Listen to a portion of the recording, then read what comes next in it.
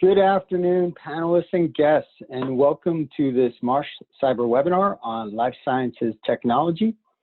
Over the next hour, we will be discussing cyber risk as it applies to the digitization of the life sciences industry and the overall application of medical IoT.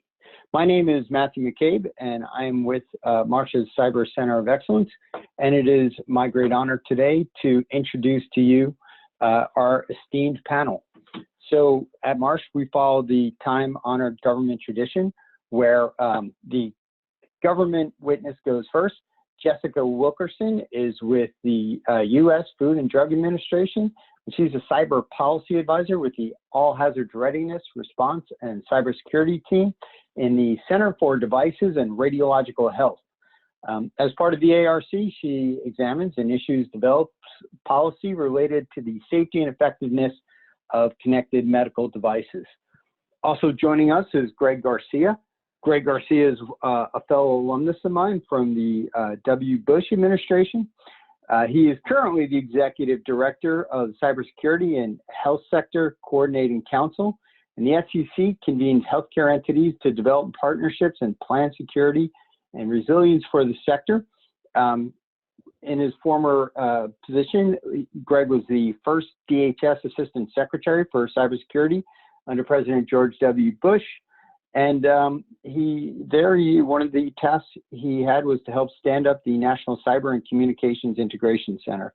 I will note that, like myself, both Jessica and Greg are alumnus of Capitol Hill as well, so we'll be able to comment during this webinar of some of the tasks ahead for legislation and regulation in this area. We also have with us a true technical expert. Colin Morgan provides cybersecurity engineering expertise for medical devices and for integrating cybersecurity within management systems. Colin is a managing director at Aprosity, and he brings more than 2 decades of experience to the healthcare cybersecurity industry. Colin has co-authored joint security plans for medical devices and health information technology. He's co-authored frameworks. He's educated companies on how to plan for security. And he is also formerly CIA, so we'll steer clear of any questions on our own background, lest Colin call us out on it. And lastly, we have Brian Finch. Brian Finch is an internationally recognized leader in global security and cybersecurity threats. You'll find no greater expert in Homeland Security related legislation like the Safety Act. He's testified before Congress multiple times about it. He's a regularly published author on regulatory issues, cyber attacks, national defense, intelligence policies, Homeland Security concerns. But as I understand, Brian has yet to sully his hands with government work yet, maybe someday. So thank you to our panelists for joining us. And let's get into the matter at hand. So today's topic of conversation is cyber risk resulting from digitization and the medical Internet of Things. You'll see just a few examples of how cyber technology is being used within industry on the first slide. The consulting firm Deloitte estimates that there are more than 500,000 medical technologies currently available. Lord only knows how that translates to how many devices might actually be in the ecosystem at this point. But ultimately, we can be comfortable that digitization is impacting all aspects of the life sciences industry. That will include R&D, distribution channels, patient care, and ultimately it affects a much broader ecosystem than life sciences, as it affects end health care delivery, and also the technology industry, who is becoming more and more interwoven within this question. So, we had a great response from the registrants as far as submitting questions in advance. We got more than 30 questions in advance, and we'll try and get to as many as possible. But one of the ones that stuck out for me was what really differentiates the life sciences industry from all other industries.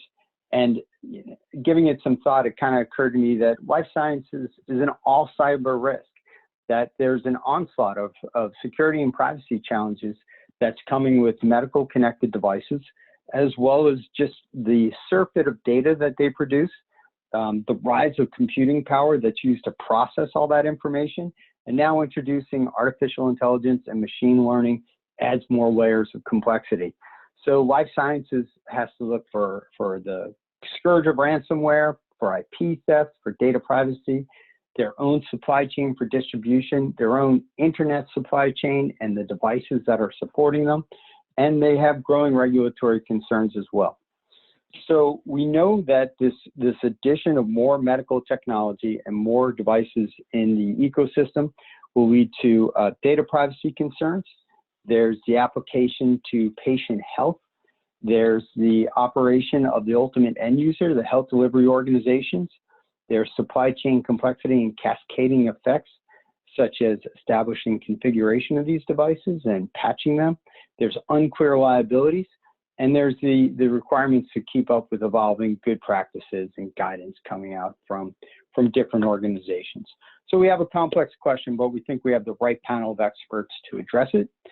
Just a couple of housekeeping items before we begin. We are recording the webcast. So in the next few days, we'll be able to replay the slides, and they will be sent to all registrants. After the prepared remarks of our panelists, we will turn to a Q&A, and we'll try and get everything answered that we can. And if you have questions during the webcast, please use the Q&A button at the bottom of your screen. So moving on, we'll first turn to Colin. And Colin's going to go over for us the overall view of the security risk and how that's going to be balanced against the traditional safety risk for medical technology. Colin? Great, thank you, Matt, and appreciate everyone's time today to talk through this interesting and important topic. So to start, I wanted to give some key data points here that were compiled through the Health Sector Coordinating Council, which Greg will talk to in a little bit, that were pretty interesting when you speak to healthcare and especially the medical device world and software and connected solutions. There are a large and growing number of healthcare institutions that are being targeted or even being hit with things like ransomware attacks or other types of malicious attacks that are causing a significant amount of damage from a financial as well as a health delivery standpoint. We're seeing an explosion of smarter technology-enabled solutions that are being put into these environments. And you see that data point there about a 62% increase in connected medical devices, and we're expecting that to continue to accelerate. But you take this healthcare ecosystem that is a major target from cyber attacks, and you're adding more connected solutions that are delivering care, and that inherently increases the risk that we're looking at. There are also interesting data points around 80% of medical device companies have fewer than 50 employees. Those companies typically do not have any cybersecurity professionals, or one if they're lucky. And they're trying to understand and comprehend these swiftly changing requirements coming from regulators, from healthcare organizations, even their patients, to try to ensure that they're building safe, secure, and trustworthy solutions to help enable patient care. And when you look at the gigantic ecosystem of device manufacturers in healthcare, there's a lot of companies that are building a lot of these amazing life-saving technologies that are being put into environments that are constantly being attacked. And therefore, it's driving a lot of this increased risk. Next slide.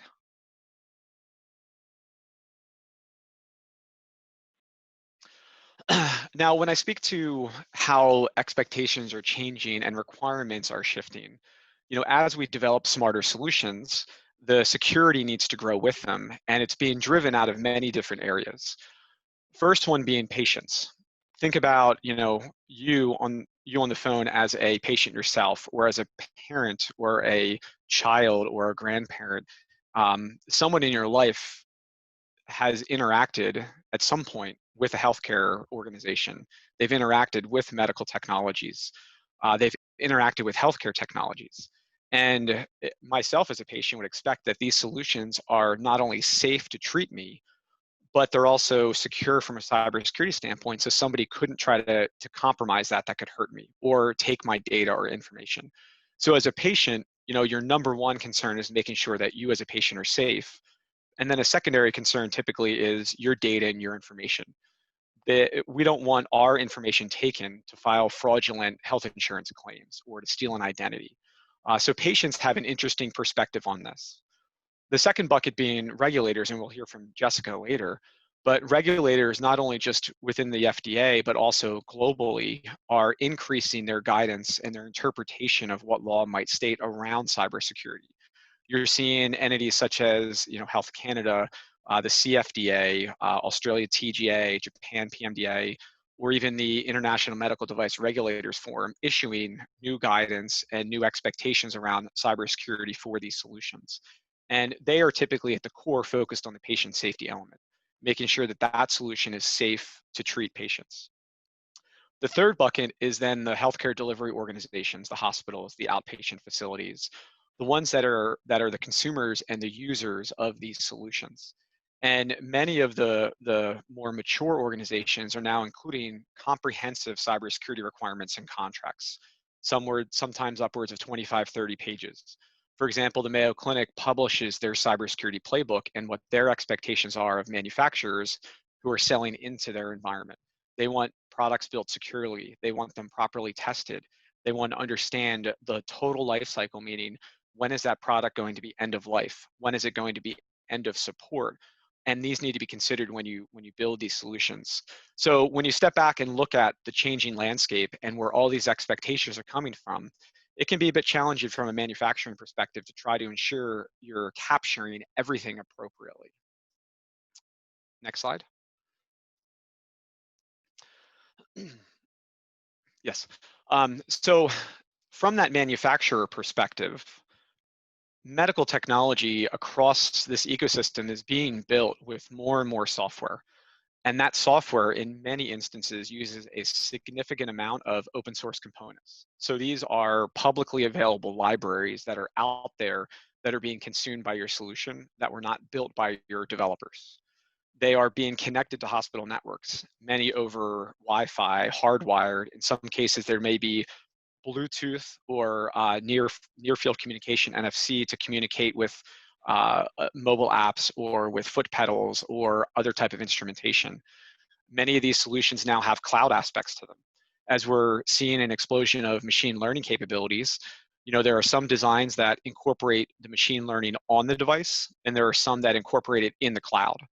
And now if you're doing some of that machine learning in the cloud, there needs to be some type of real-time communication between the device to send data up to the cloud to do the processing.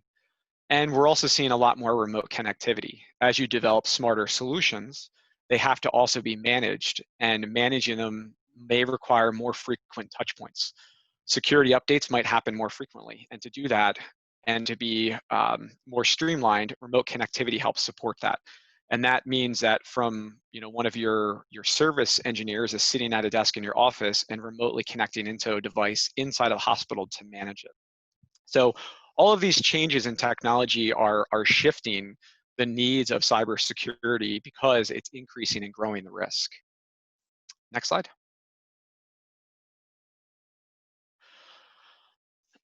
There's been significant effort across the industry to help understand these growing requirements from the patients, regulators, and healthcare organizations, the growing technology being built into these solutions, and the expansion of the risk against them.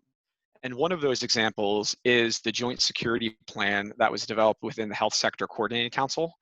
And this plan focuses on a voluntary framework for medical device or medical technology makers to follow to give you some type of starting point on how to build a program, to incorporate security into a product design, to understand how you're going to do risk assessments, how to implement these capabilities, and it aligns it with the standard and traditional quality management system processes.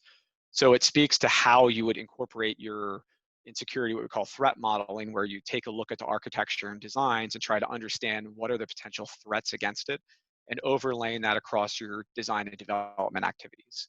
Security requirements and how they fit into your design input and design requirement processes. Even your security risk management and how it aligns with your safety risk management, which I'll show an example on the next slide. And then finally, when you launch that product, what are the security activities that need to be performed, and how do they integrate with post-market surveillance, complaint handling, to ensure that you're capturing new security risks and you're properly managing them. So this is a great document that was developed across the industry from medical device makers, healthcare organizations, EMR vendors, and others to kind of come up with something as a starting point for folks making medical technology. Next slide. My final slide here is around what I just mentioned on the risk assessment, where when you talk about risk from a security standpoint in a device, it needs to be talked about from a couple different angles. One angle being the safety impact, which according to existing processes that medical device manufacturers follow, they have risk assessment processes to evaluate the probability of occurrence versus the severity of impact based on predefined situations that it could occur and could harm a patient. With security, you need to look at security risks from one lens, meaning what is the pure security risk of this? And there's methodologies out there like the Common Vulnerability Scoring System to help. The FDA and MITRE partnered to release a healthcare rubric for the Common Vulnerability System. The second lens you need to look at is then take that security risk and overlay it in your traditional risk assessment process. The picture here on the left is an example heat map taken from the FDA's post-market guidance, where it speaks to your severity of harm and exploitability rather than probability of occurrence.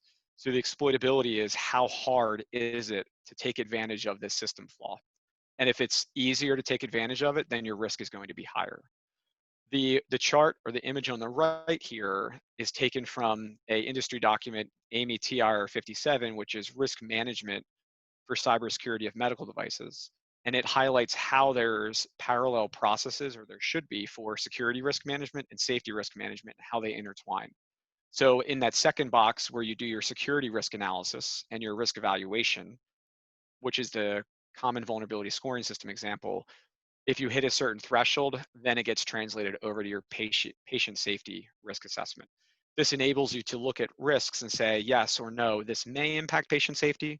And if it doesn't, then maybe the urgency to fix it might be different because there is no safety impact. But there might be an urgency to fix it coming from your business because there might be a reputational challenge from your organization, or it might be coming from the hospitals because the hospitals might view it differently.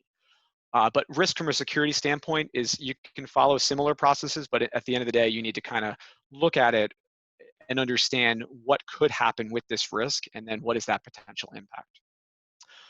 So with that, I'll transition over to the next presenter. I don't know if Matt, you're going to do a quick intro or just hand it off.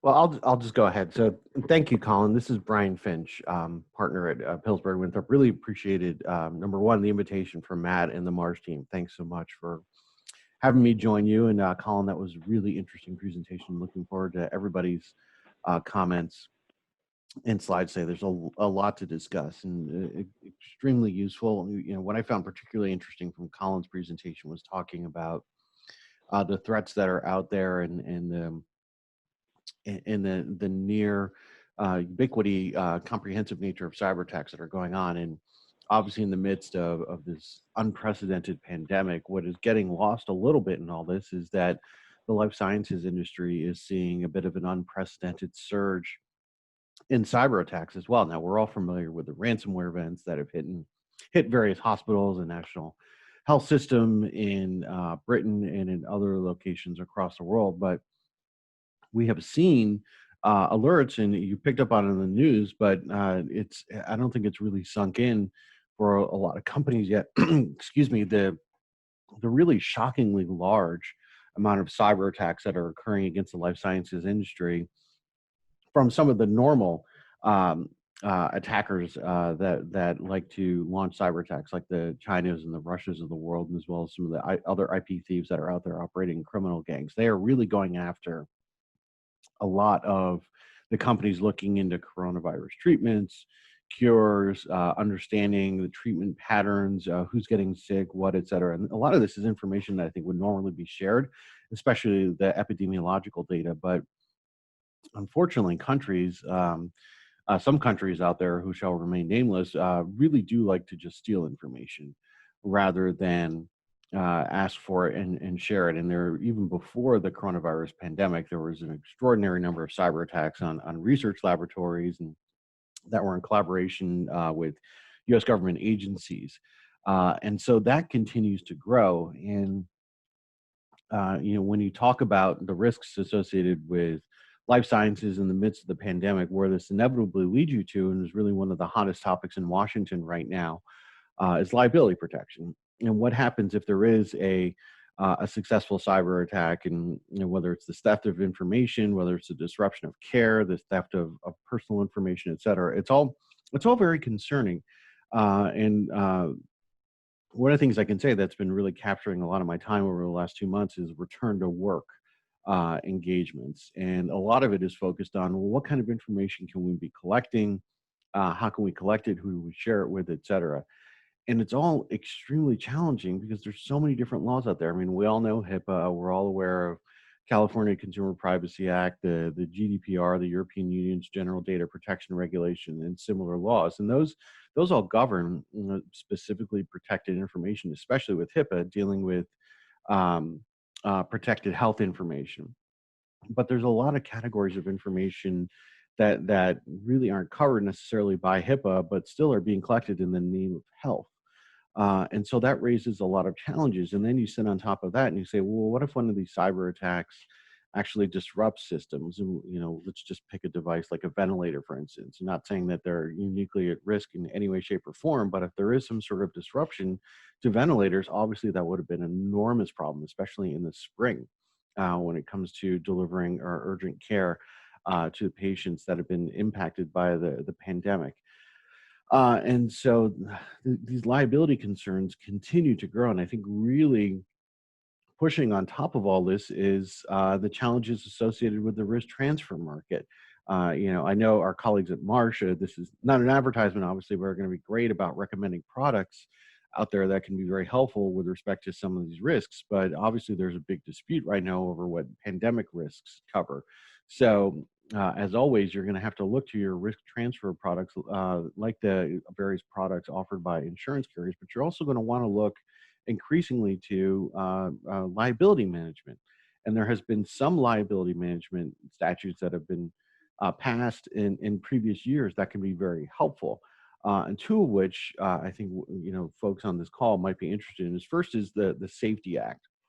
The Safety Act is a law that was passed as part of the Homeland Security Act in 2002. Where I think it is most relevant here is that when it comes to connected medical devices, they absolutely are covered by this law, meaning that you can get liability protections for the cybersecurity products and services that are integrated in or specifically built for the medical industry. Now, what I'm saying there is that when we're talking about cyber products and services that are integrated into the connected medical device world, it doesn't mean that let's say that connected pacemaker or that connected respirator or any other device that you've manufactured is specifically a cybersecurity product or service. But so long as there is cybersecurity component to it, even if just internal to protect that device from being exploited, then it's eligible to pursue Safety Act protections. And what does that mean? Well, if the Safety Act is triggered, meaning that there has been a cyber attack or an act of terrorism that causes harm to a person or to property or a business interruption losses, et cetera, the Safety Act will allow for liability protections in the form of either immunity or a limit on the damages, limited to compensatory damages. That's obviously very powerful. When you see some of the malpractice and lawsuits that are out there right now, as well as some of the medical liability suits, I mean, you're talking claims that run into the hundreds of millions, if not billions of dollars. And while the coronavirus itself, COVID-19, isn't a, quote, act of terrorism, I'm not a conspiracy theorist. I certainly don't believe that it was deliberately released by China. So we can't say that COVID is a result of a bioengineering event or something like that. But we can say that if someone goes out and actually disrupts systems deliberately to cause further harm, or as a result of hacking into a system, they disable something and it unintentionally paralyzes a hospital or a group of technologies that's potentially eligible for protections under the Safety Act. And so that's something you might want to look into as a complement to your existing risk management program. There's also obviously the PrEP Act, the Public Readiness and Emergency Preparedness Act. This is a really interesting law. It is in effect. It has been triggered under the current public health emergency related to the COVID-19 pandemic. So that means, and a lot of medical healthcare providers and the life sciences industry are aware of this. A lot of the vaccines and the treatments and the devices that are either been cleared by the FDA are subject to an emergency use authorization, dispensation, or even can be used off-label for use in the coronavirus pandemic. They do have blanket immunity from the FDA in the event anything goes wrong associated with them during this current pandemic. And I think, there's been a few cases actually that have applied to the PrEP Act as well. Over the years, there's actually been tested in court. And in that particular case, it's been very broad. It even in one instance applied to a nurse who accidentally administered a vaccine to a kindergartner without parental authorization. And in that particular case, the PrEP Act, which had been triggered for a previous flu outbreak, was allowed to be used to prevent any claims from moving forward against the school district or the nurse in that particular case. So it's very powerful. The limitation on the PrEP Act, of course, is that it only applies to a public health emergency. So it's only going to apply during discrete events. And obviously, I wouldn't use the word discrete normally to describe the COVID-19 pandemic, but it has to be specifically named by the Health and Human Services Secretary as a public health emergency. And it only applies to, again, devices that are covered by the FDA. So if you have something that isn't regulated by the FDA and is not otherwise named by the PrEP Act, then you're not going to be able to take advantage of the liability protections under the PrEP Act. But it is certainly something you want to look into as well to see whether it applies and whether you can layer in the Safety Act on top of that. And then the third liability protection that folks should be aware of at this point is the Safe to Work Act. I won't go through the entire acronym. It's one of Matt and Jessica and Greg's former colleagues on the Hill in the Department of Acronyms in Congress has put together a really nice name, but basically is liability protection for healthcare providers and other entities, limiting that or eliminating it and say unless plaintiffs can prove by clear and convincing evidence that there was gross negligence or willful misconduct by the healthcare provider and that there was a direct link between that misconduct or negligence and the actual injury that was related. And there was an actual chain of events that led to the injury. It has to be direct. So this is a really interesting statute. The Safe to Work statute is mostly aimed at trying to get businesses to reopen without fear of a crushing number of pandemic lawsuits. I will say that I've been spending time in states recently that have a more aggressive plaintiffs bar, tort bar, and I was surprised in the few hours that I watched TV that there were commercials from lawyers saying, "If you've been injured by COVID, call us." And so the stereotypical ambulance chasers are out already related to COVID, and you can imagine all types of claims that they would be trying to offer up with respect to the pandemic, excuse me, and potentially related to connected medical devices. But to bring this all back together, as Colin was talking about and as Greg and Jessica are going to elaborate on as well, there's obviously risks associated with all of these products. And the challenge is going to be is that there's a very aggressive plaintiffs bar out there who are going to be interested in saying that these connected medical devices, because of the cyber risks that were not, either they were not addressed or they were improperly addressed, negligently addressed, et cetera. And negligent could mean, well, sure, you were cleared by the FDA or you followed regulations, but that's not enough. You should have done more. The exposure is out there, and you want to look at these laws like Safety Act, PrEP Act, or the Safe to Work Act, if it's actually passed in the next COVID stimulus bill, as a way to mitigate those risks. Again, we know it's an environment that cyber attackers are extremely active at this point. Fortunately, they've really been focused on intellectual property theft at this point, but that has its own risks. And really, when you look at the disruptions that have been caused, or it's ransomware in particular, we know how destructive and disruptive it can be in the healthcare environment. And so you want to be able to not only design and implement effective cybersecurity programs, both on the front end and the design of the device, but also making clear that the healthcare providers, the hospitals, et cetera, are doing their part. You also want to make sure that you utilize these laws to try and protect yourself as much as possible. So with that, I've hit my limit on time, and I'll turn it back over to Matt and the next speaker as well, and then hopefully we can get to all your questions. Thanks so much. Yeah. Fortunately, I'm here this time, and Colin and Brian, I apologize for not being present on your transition. I'm struggling through my own technology problems today, apparently. Before we go on to the FDA, I do want to just give a couple of audience questions that we received. So, Colin, you of course referenced the Joint Security Plan, and prior to that, you referenced the Mayo guidance. One of the questions we received in are, how are health delivery organizations aligning requirements for product submissions?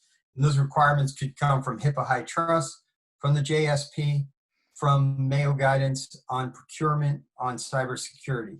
And when looking at manufacturers' maturity levels, how should we prioritize a different NIST framework, assuming patient data is involved and a device is at high risk? And I do want to make one comment that this feeds into our constant insurance question here at Marsh, because when a life sciences company is going out to the market and trying to explain the standards at which they follow, if they have a hydra of guidance and standards that they have to abide by, that makes the whole conversation much more difficult with their underwriters. So what's the alignment and simplification efforts around this? So from the HDO side, again, I'm not an HDO, so I'll preface it by what I've seen or opinions that I might have on that. Is it varies depending on the entity, and that depends on whether you're in US or outside of the US as well. Some organizations may be more aligned to NIST frameworks, some might be more aligned to ISO. If you have some type of web-based platform, high trust might pop up more frequently. And really, at the end of the day, a lot of these cybersecurity frameworks at the core of it are very similar. They talk to the same types of security controls, the need for certain processes, for example, around how you're going to do routine updates and patches. And there are some, for example, the NIST cybersecurity framework has some traceability between them, where if you take the 5 categories in the NIST framework and they get broken down within that document, at the end of in the appendix of one of those documents, it actually maps some of those control categories to, NIST 853, to ISO 27001, to COBIT. So you can actually, in many cases, kind of map them back up so you can tie them together. One recommendation that I've done with folks is, at a high level, we start with the NIST cybersecurity framework, which has identify, protect, detect, respond, and recover, and then align anything underneath of it to that. And it's important to remember that NIST is very US-centric, whereas you get outside the US, ISO is more of a common terminology. So you may want to start with NIST at the high level and then pick something like ISO underneath. But at the end of the day, your organization and how it goes about developing those capabilities may, depend on where your headquarters is, or how you've developed your solutions, what cloud environments you use. But yeah, it's definitely, it can be a complicated question because there are a lot of frameworks out there. Okay, and for the frameworks, I mean, how well do you think that those frameworks and the vulnerability scoring schemes are reflecting the potential harm that's being posed to manufacturers and patients? So I think that is a still a question that is heavily debated in the industry, where across technology in general, the scoring system typically falls under, CVSS, where there's some type of score from 0 to 10 for that vulnerability. But that then has to be evaluated by the organization that has that software or that product, because their implementation or their deployment may be different, and it may mitigate some of that risk. So in most cases, where we're seeing some of the more mature organizations ahead is to have their own scoring methodology based on CVSS, and then tie security into the safety assessment to do that safety evaluation. But it's still a continuing dialogue. Like I mentioned, MITRE released a healthcare rubric for CVSS, which has been piloted by some organizations over the past year. So we're still trying to, as an industry, figure out how do we best understand what that safety risk might be for those security vulnerabilities. Okay, and Brian, I'm not going to let you off the hook either. So you gave us a good amount about COVID-19. You know, one of the great data privacy debates going on around COVID-19 is with the increased tracking and the proposals for monitoring individuals to see who they're in touch with and how the virus might spread. So what do you see? Can you give us any kind of predictions on regulatory actions we can anticipate? Are there some already brewing? What is the data privacy landscape, especially from the way these devices are ingesting individuals' data related to the tracking for COVID-19? Yeah, that's a great question, Matt. And I think the short answer is that you are going to see a lot of states probably step up with respect to, you know, sort of quasi PHI data that is being collected. We've seen this a lot in some of the return to work scenarios that we've been working with. There's guidance that's coming out from public health officials, from Attorney General's office, et cetera, related to privacy, and they're trying to tie it back to existing laws or existing orders, sometimes even executive order action. I think there's going to be more of that. We're definitely anticipating it. And I will say it's extraordinarily complicated too, given that a lot of the devices, and Colin touched upon this, you know, when you have small entities that are dealing with innovative devices, they're startups, and it's very difficult for them to understand everything that they have to comply with, and they often have to rely on their partners, like the businesses, the schools, the universities, the healthcare providers, or even some of the entities that may buy them, to provide them with some guidance to help them implement privacy and security policies, as well as help them understand what the potential regulations are. But I think you're absolutely right, Matt, and you know, we know a lot about the current pandemic. We don't even know what we don't know.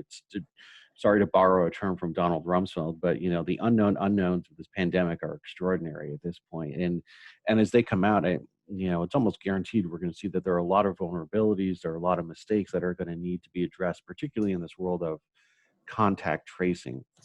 And how do we identify individuals? How do we identify clusters and all of that information, and the complicated, extraordinarily complicated supply chains that come up with that are being developed as a part of all of this in order to get testing, to get tracing, to get demographic data around. And so, you know, I would certainly anticipate at the state level, potentially at the federal level, you know, whether driven by Congress or a different administration, et cetera. And I'm not going to put any words in Jessica's mouth, but you know, I could certainly see, you know, different leadership at the FDA or other groups pushing for much more comprehensive privacy obligations. And if they don't do that, Congress pushing to do that, because the concerns about the data and how it's used, especially later on for potentially discriminatory action in healthcare and in other treatment decisions, et cetera, is really going to be challenging. And so, you know, you need to be aware of it. And again, if you can take advantage of safe harbors or risk transfer mechanisms where they're available, you want to do it now in order to limit your exposure.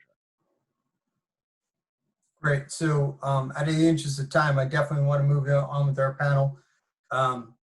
So moving to Jessica Wilkerson for the FDA. Thank you so much for joining us today. Number one, I can say that you can disregard anything that Brian has said to you, and we would just love to hear the FDA's perspective on the security of medical devices and just the kind of practices or tools that the FDA is contemplating to help evaluate cyber risk for medical devices.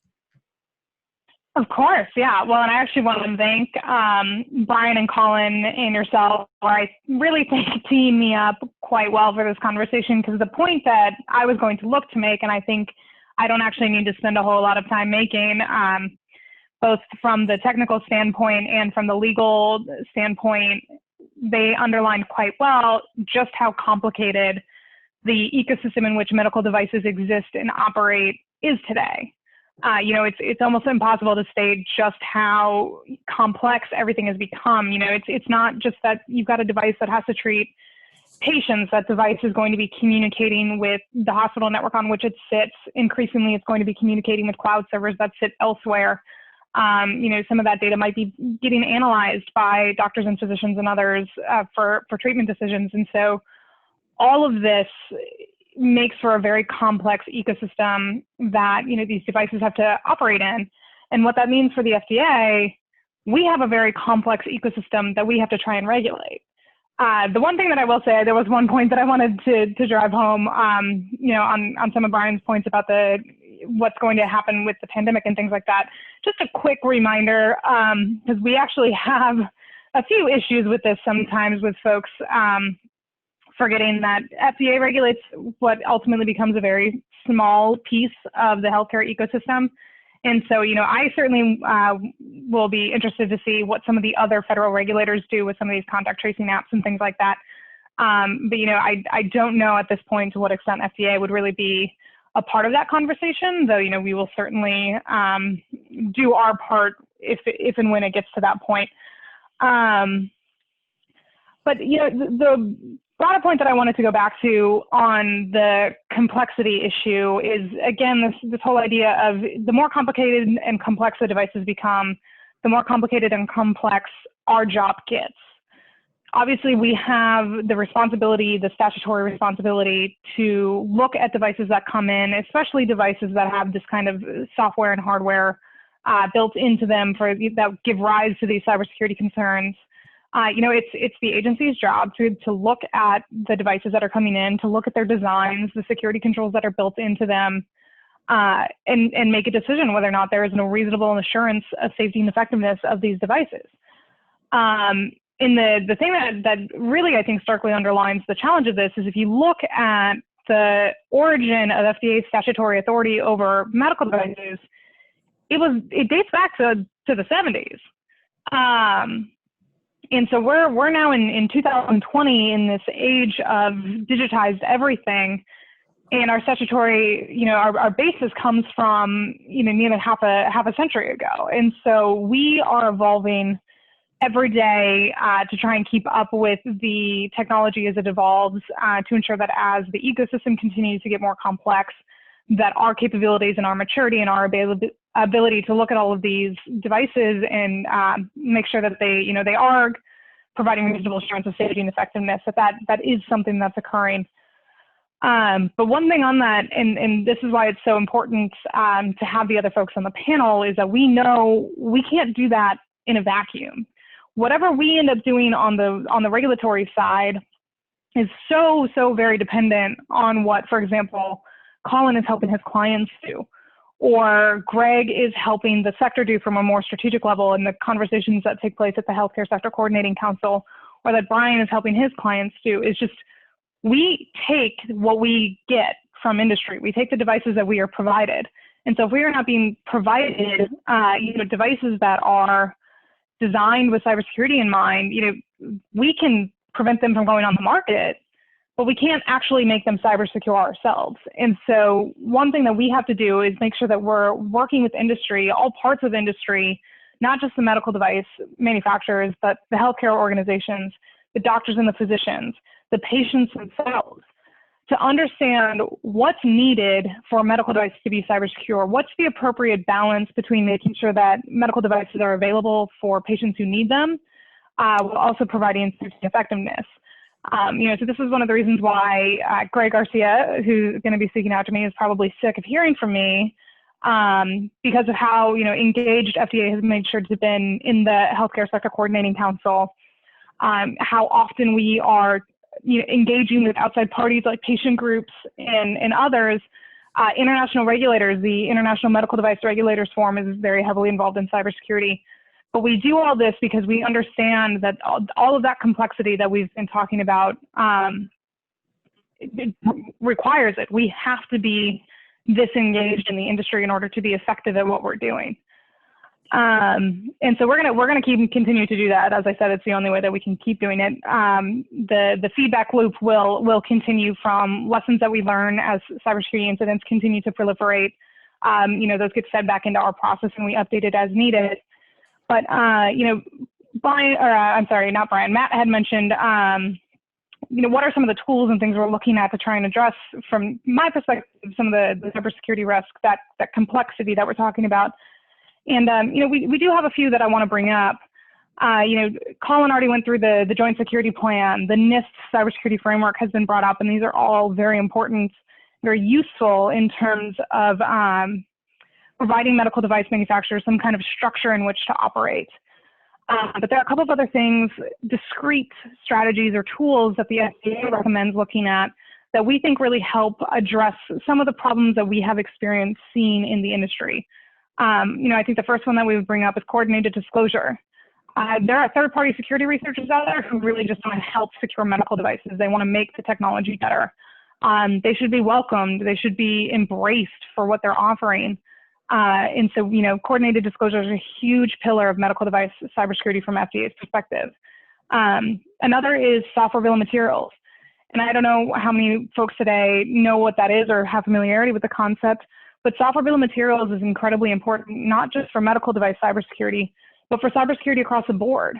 We talk about the fact that you can't protect what you don't know you have. And because today software is built out of other smaller pieces of software, you have to know what those smaller pieces of software are that is in your final product if you're actually going to protect it from a cybersecurity perspective. So, we understanding the concerns that are still hovering out there around intellectual property protection and other concerns on software bill of materials, it's a huge priority for FDA. It's something we're going to continue pushing forward. And I think for those of you familiar with the 2018 draft pre-market guidance, cybersecurity bill of materials, software bill of materials is in there. It's going to be an expectation of FDA as we move forward. I think that's probably, Colin had mentioned threat modeling, and I think that's what I'll go ahead and end on, the criticality of threat modeling. Cybersecurity, I've probably repeated the word complex about 50 times at this point, but it's complex. And the other thing is, it's unique. Each device is going to have a unique set of threats. Each device is going to need a unique set of considerations to address some of its cybersecurity risks. And so threat modeling is an incredibly important aspect of this. And so, we encourage medical device manufacturers and others within the healthcare sector to really look into it and start applying it to your processes as we all move forward in this highly digitized world where we're all facing down many and varied cybersecurity risks. So anyway, I will go ahead and wrap up there. Thanks so much. And I do want to follow up on the software comments that you had. But before that, I want to get to Greg Garcia, who's going to take us home on some of the shared responsibility and what efforts are being made to kind of parse the understanding of who is responsible for what aspect of cybersecurity. Greg? All right, great. Thank you, Matt. And I'll try to pull this together in just about 5 minutes.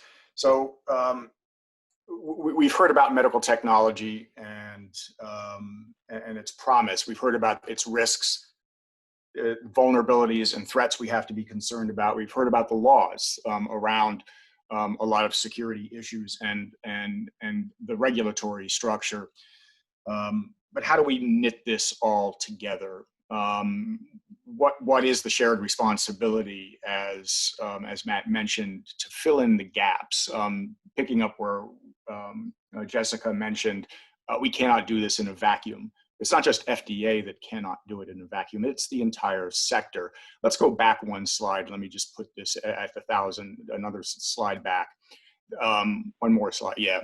So critical infrastructure, why should we be doing this? It is because we are critical infrastructure. The healthcare industry is one of 16 designated critical infrastructures, like electricity, financial services, telecommunications, water, transportation. And these are designated in presidential executive order, which is not requiring anything of us, but it's requiring that federal agencies work with these critical infrastructures to identify these threats and vulnerabilities and work together to mitigate them. Medical device security is one of those key issues. Next slide. Basically, that definition that you've read is basically saying if one of us goes down, a whole lot of us are going to go down. That's what critical infrastructure is about. And within the healthcare sector, this is how we define the sector. all of these discrete components of how healthcare is delivered, they are discrete, but they are interdependent. And what this slide graphically shows you is that this interdependency creates shared challenges, and specifically in cybersecurity, and therefore shared responsibility. And then when you expand that graphic out to all of the other critical sectors, you can see how we have dependencies that we have to be concerned about, such as electricity. We can't do healthcare without electricity. We can't do healthcare without communications or water or transportation. So we have a lot of interdependencies. So that's the foundation for the Healthcare Sector Coordinating Council and all of the sector coordinating councils. Let's go to the next slide. So the Healthcare Sector Coordinating Council is concerned about a whole lot of threats and vulnerabilities to the sector. Physical threats like hurricanes and flooding that goes with it. Of course, pandemics, active shooters, supply chain disruptions. We are very concerned about cybersecurity, a very key component of any critical infrastructure protection. I am the executive director of the Cybersecurity Working Group, which is the largest standing working group. As you can see there, we're probably up to about 270 members now since this slide was developed. And we work very closely with our government counterparts within HHS, and that includes FDA, specifically Jessica and Suzanne Schwartz. And our primary mission is to, as I mentioned, identify those systemic shared threats and vulnerabilities to our ability to protect the security and resiliency of our health delivery, so that ultimately cybersecurity that patient safety requires cyber safety. That's really our mantra. So we are organized into 15 task groups right now. Go to the next slide. And these task groups, most of them are key off of a seminal task force publication of June of 2017, not related to us. It was an HHS appointed panel of healthcare and cybersecurity experts from government and industry.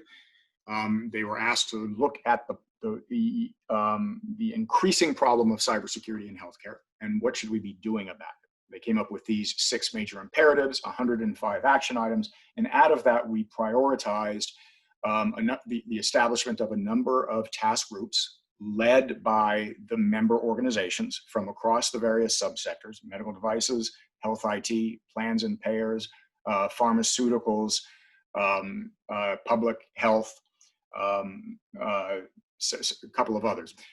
And together we are working to drive best practices and recommendations, not just to ourselves, but to the government, in terms of how we collectively should be improving the security and resiliency of the sector. And as you can see there, number 2, that is what we've been talking about today. So this was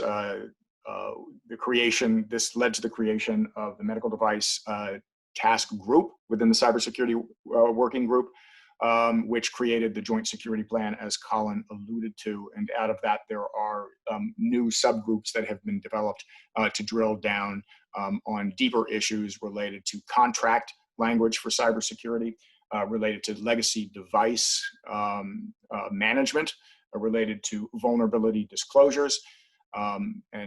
So this whole medical device security issue is probably the most active among the various other task groups, whether it's telemedicine, information sharing, intellectual property protection, supply chain security, emerging technology analysis, several others. You can go to our website at healthsectorcouncil.org to see a lot of what we've been working on. Next slide, please.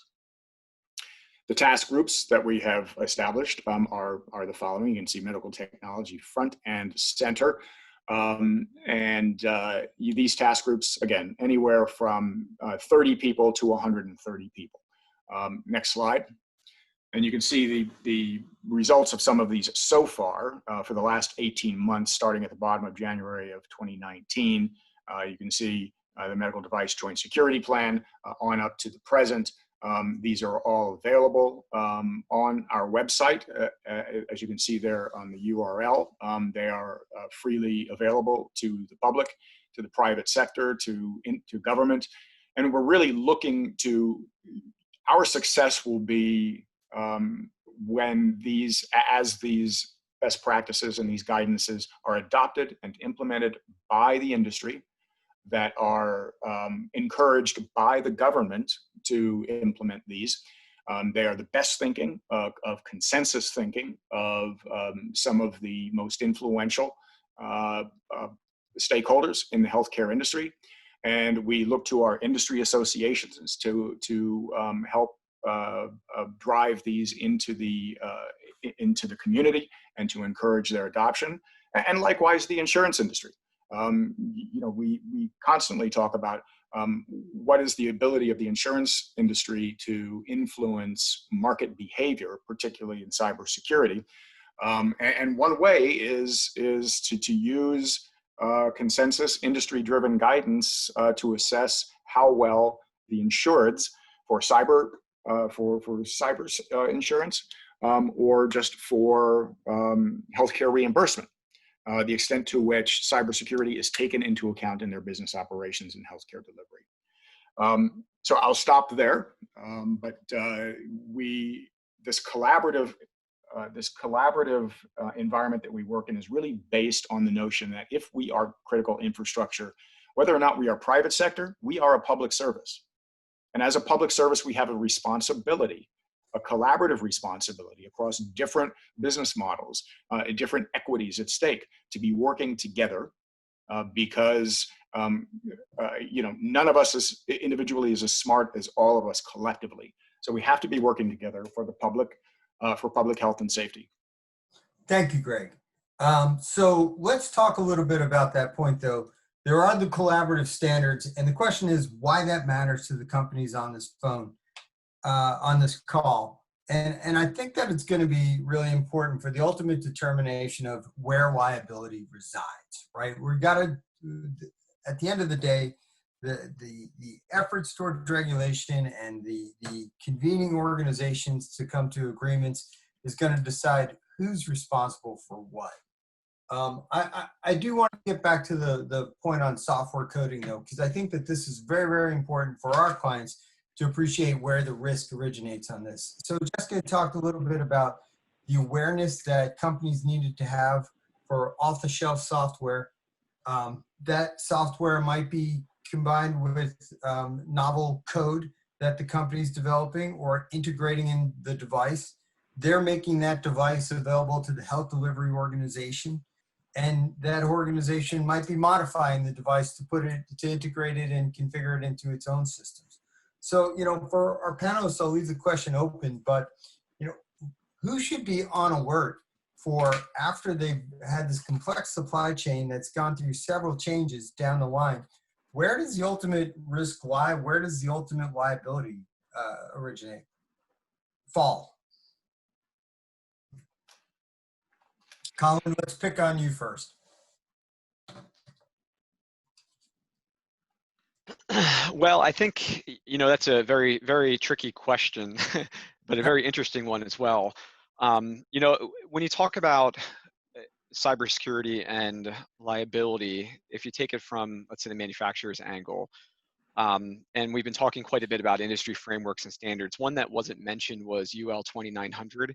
And UL 2900 has a certification process with it, where you could not only ensure that you've built security appropriately into a solution, but also go through the UL 2900 certification, which is a recognized standard by the FDA in their guidance documentation as well.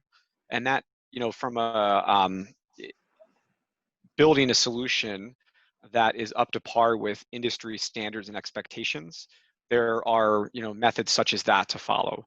Others are ensuring that you're properly documenting everything that you've done, so that, having risks in solutions is okay.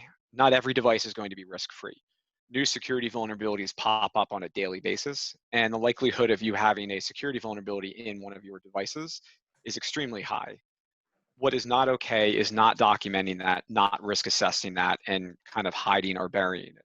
Rather, document the known risks, evaluate them, and identify what action plans are going to be taken on them. And in some cases, you may not need to take them because the risks are low, but including that in your product documentation, including that in submissions to the FDA of your full portfolio when you go through a PMA or a 510K, include that in information to customers, which many of them are now going to ask for that. They're going to ask for summary reports on vulnerability. So I think, I kind of skirt in the question around liability from a bit, but more so around, I look at it more as doing your due diligence, making sure that you're doing the right thing, trying to build security in as best as your ability based on the solution, and then where there are risks, stating what they are and what the plans are and how they've been evaluated. That way, the person that's purchasing that has an informed decision they can make. It's kind of like the analogy of driving a car, which we hear quite a bit, that there's 80 to 100 deaths per day, well, before COVID, I would say, automobile deaths per day.